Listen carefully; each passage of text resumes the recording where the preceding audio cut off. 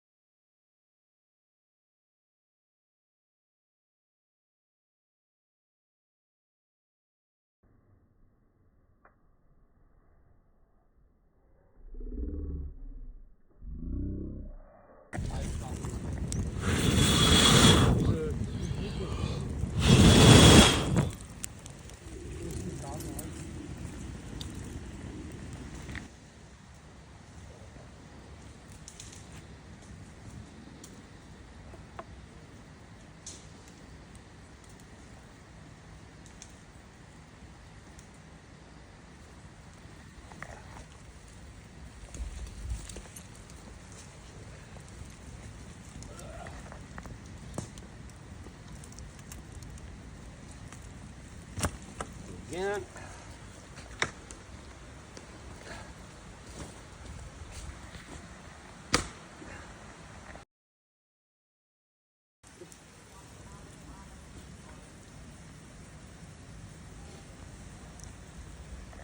Right.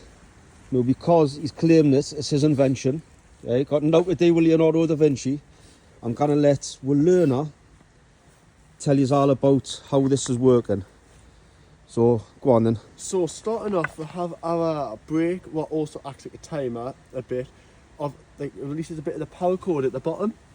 So the power cord like releases non-primes, and it goes through this log, and the log keeps it right down so it doesn't like tangle, because if it tangles it ends up matting it all up, and it's a pain of course to undo.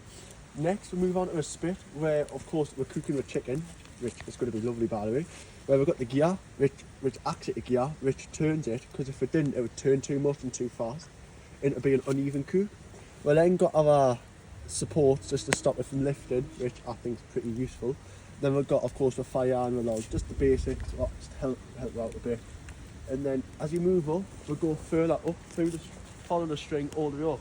We've got the log, and this log we're going to use a stone, but it's a bit too heavy, so we've got a log, and the way it works is the log comes down and pulls the string, and as it comes down it also turns the spit, which also goes on our educational purposes, which also helps out, like also shows gravity, and it's also classed as science, so it helps, so it goes down and it's like that, and that's all it does, and it just cooks the chicken over time. Classmates.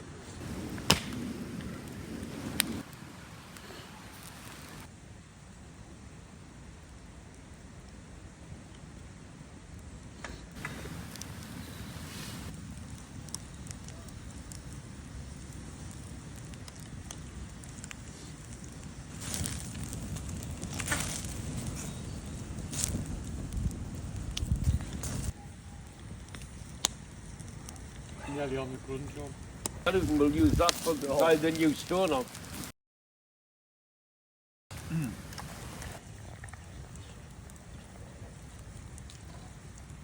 Look at that, man. Perfect. I'm trying to chicken.